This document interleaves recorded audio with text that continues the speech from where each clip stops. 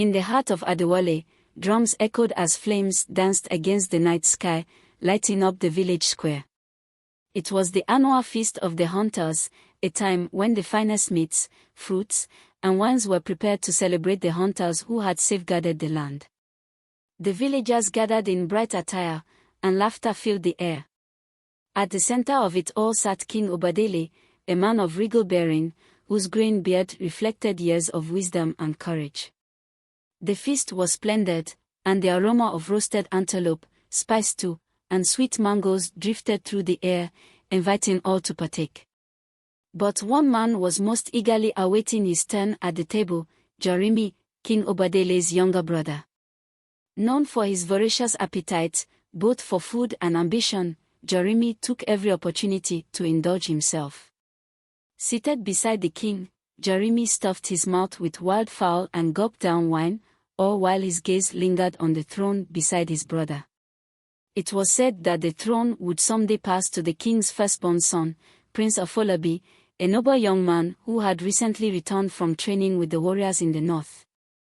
However, a gnawing envy consumed Jeremy, whispering promises of power and wealth if he could claim the throne for himself.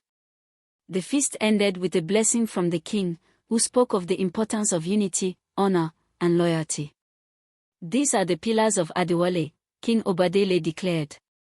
Yet, his words went unheard by his own king, who saw only the jewels, prestige, and authority that came with the crown. As the villagers retreated to their homes, Jeremy devised a plan that would set in motion a betrayal to shake the kingdom to its core.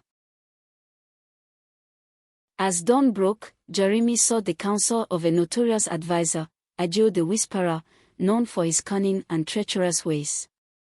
Ajio was a man who thrived on others' misfortunes, and his allegiance was to whoever could meet his price. When Jeremy shared his ambition to overthrow King Obadele, Ajio's eyes glinted with intrigue. "You have the desire, Jeremy," Ajio murmured, "but you lack the king's favor. We must twist the court's loyalty toward you, sow seeds of doubt around Prince Afolabi, and weaken the king's position." Jeremy listened intently, nodding as Ajio outlined his plan. They would spread whispers of Prince Afolabi's disinterest in ruling, weaving rumors that he was unworthy, unprepared, and unfit for the throne. Their deceit would turn the court's trust against the prince, paving the way for Jeremy to be seen as the kingdom's rightful ruler. As they plotted, Jeremy's eyes lingered on the palace walls, envisioning himself seated upon the throne, crowned in gold. But beneath the ambition lay a hunger for more than just power. He coveted Queen Amina, King Obadele's beloved wife, whose grace and wisdom had made her the heart of Adewale's people. A plot began to form, one that would entangle Amina and the kingdom's trust in a web of betrayal and lust. Their plans took root like weeds in fertile soil, and before long, rumors spread. Courtiers whispered that Prince Afolabi was far too withdrawn to lead, that he was a dreamer, unfit for the crown. And when the king fell ill one evening, the kingdom grew uneasy, falling prey to the lies that the treacherous duo had sown. As the king's illness worsened, Queen Amina became his sole comfort, caring for him with steadfast devotion.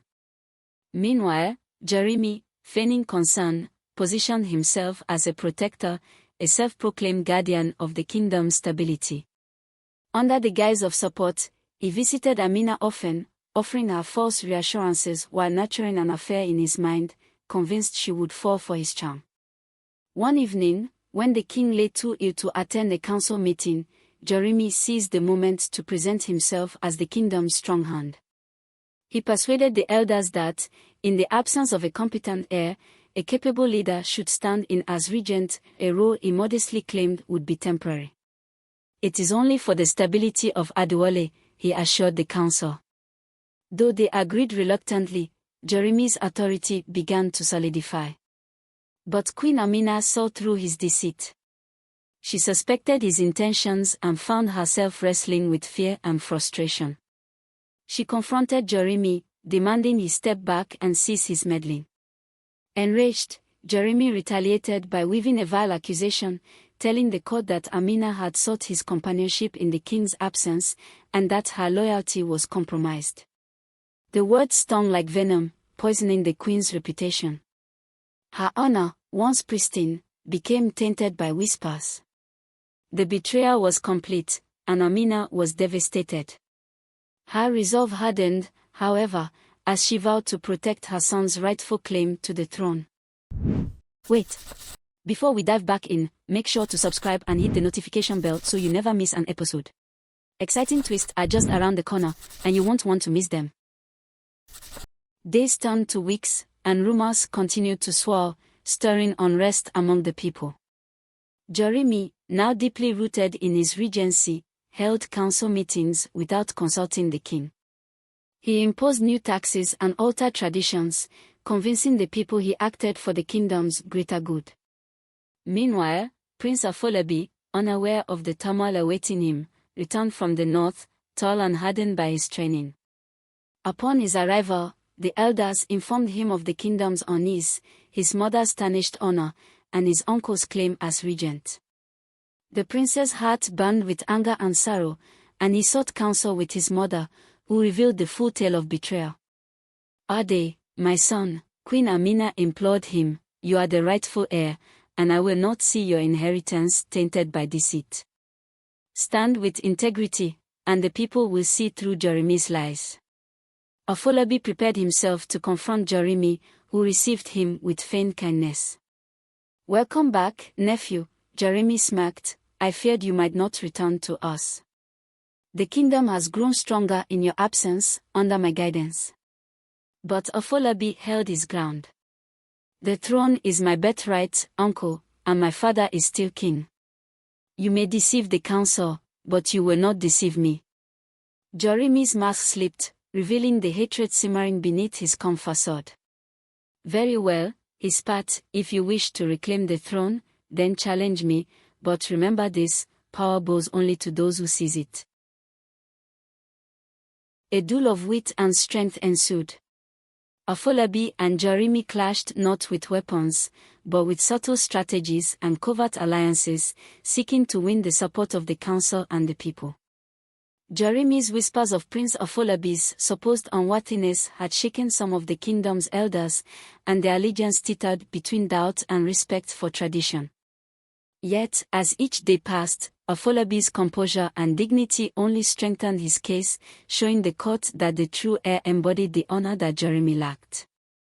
At last, a wise elder named Odafe, respected for his counsel and reverence for the kingdom's values, proposed a challenge that would reveal who possessed the kingdom's true spirit of leadership. Each contender would take on a test of humility, abandoning their noble garb and titles for 7 days to serve the poorest families within Adewale. They were to gather firewood, fetch water from the river, and work in the fields, sharing in the villagers' daily struggles. Whoever gained the people's trust and respect would be proven worthy to inherit the throne. Jeremy scoffed at the simplicity of the challenge, but with his ambitions at stake, he reluctantly agreed. Concealing his disdain, he donned the coarse garb of a commoner and set out for the village.